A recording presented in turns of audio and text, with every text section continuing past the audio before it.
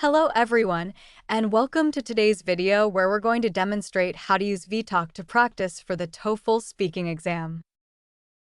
So first of all, what is Vtalk? Well, Vtalk is an AI-powered platform where you can practice the TOEFL exam, and you will get feedback at the end of the test which will give you feedback on your grammar, your vocabulary, your delivery, which includes things like pronunciation and intonation, and also topic development. In other words, how well did you answer the question? And as many of you already know, these are the rubric used to score your answer in the real TOEFL exam. Also, Vtalk gives you an estimated score overall and also an estimated score for each of the rubric.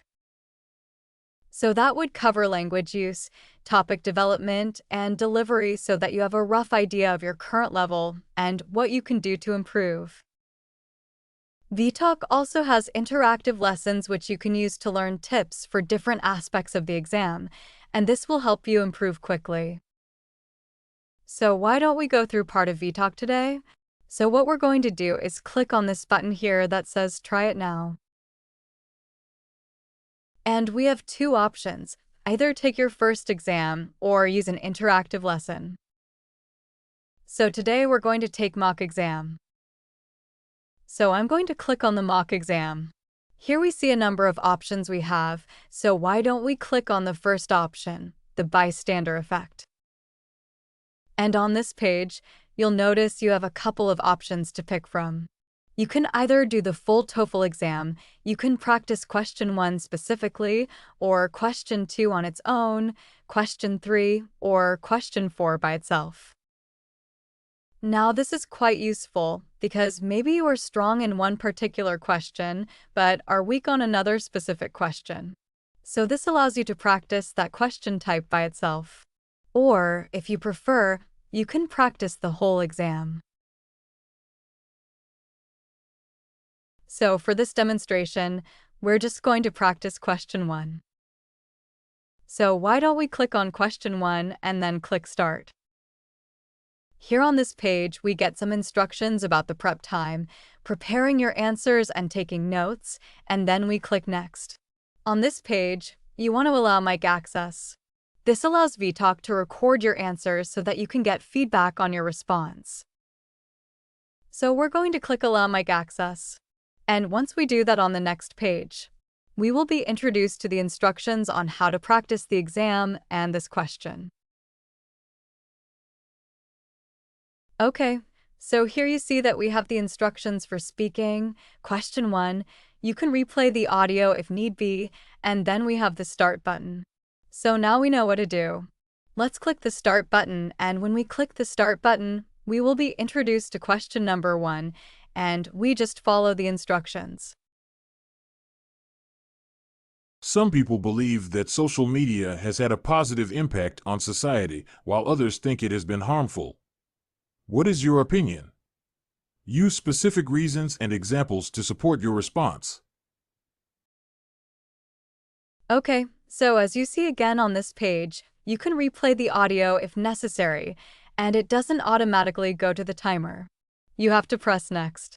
We've done it this way because we want this to be a practice tool. So although we wanted to simulate the exam, there's no point in being exactly like the exam. We want to give you the chance to be able to go back and forth as you practice, so that over time you can improve your level. So let's click Next so we can answer the question.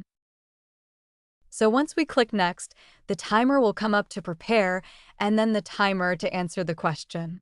Begin to prepare your response after the beep.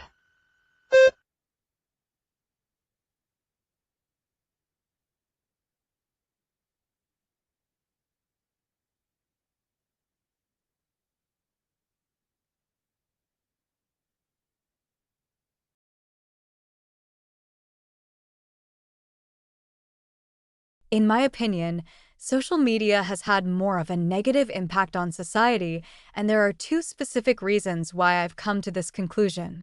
The first reason is that I think that people often spend way too much time on social media scrolling through posts, and that time could be better used on things like self-development, work, or study. A good example is my nephew, who often falls behind in his schoolwork because he spends too much time scrolling through social media. In addition, I think it has a big impact on young minds that are easily influenced and are quite impressionable, which it can often affect the way they view the world in a negative manner. So now, we have this dialog box which says Response Submitted. So we click Next, and then a video will come up where we will see some tips on how to improve our response as we wait for our score. So let's click Next. View results, and the video will come up, which we will watch to learn some tips on how to improve our score.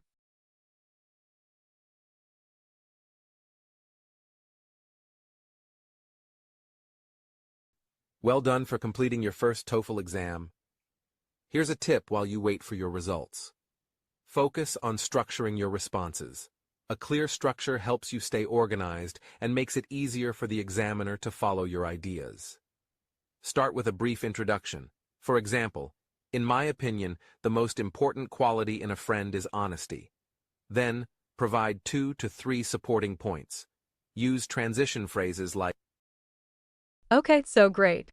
So here on this page, what do we have? We have our estimated score and the breakdown of the score. So we have language use, topic development, and delivery.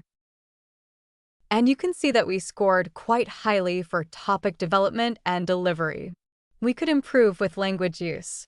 And now over here you notice at the top we have 5 tabs. We have our language use, which is our vocabulary and grammar, topic development, and delivery.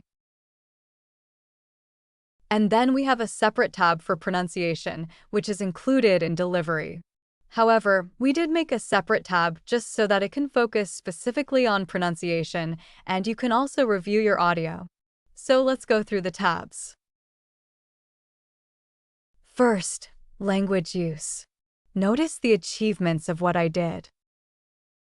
But here, we have some suggestions on how to improve. Try to use more varied sentence structures to enhance the complexity of your response. Expand your vocabulary, practice using transitional phrases, and then notice here it gives examples of what I said. It also gives some suggested improvements so I can give a more effective answer next time around. Now if we move to topic development, we have a similar thing. It tells me what I've done well in this section and gives me some suggestions on what I can do to improve my topic development. And then at the top again over to delivery, similar thing. It gives me some feedback on my pronunciation and my delivery. So for example, notice it talks about phoneme articulation. It highlights specific sounds I said incorrectly and could improve upon. It also highlights word stress, so words that I could have stressed to sound more natural. Additionally, it highlights my intonation, which is the rhythm, the rise and fall as we speak. It gives me some feedback there on things I can do to improve. Let's take a look at pronunciation, which goes into more detail about specific pronunciation errors. Over here, I can review the audio and listen to my answer again and compare it to what I said. There's some other useful information down the side as well. At the bottom, you can see the speed, which talks about the number of words I used per minute. So I used 158 words per minute. To give a good answer in speaking question 1, you're probably aiming for around 140 words per minute, so this is a good number here. And once I'm done here, I can click on Try Other Exams, where I can go back and either redo this exam again to improve, using the feedback I received, or I can try a separate exam altogether. So that's how to use the app, guys, and we hope that you will make use of the app. It will be free for a few weeks, so make the most of it while it's free, and we hope that it will help you improve your score. So stay tuned for more videos coming up in the future.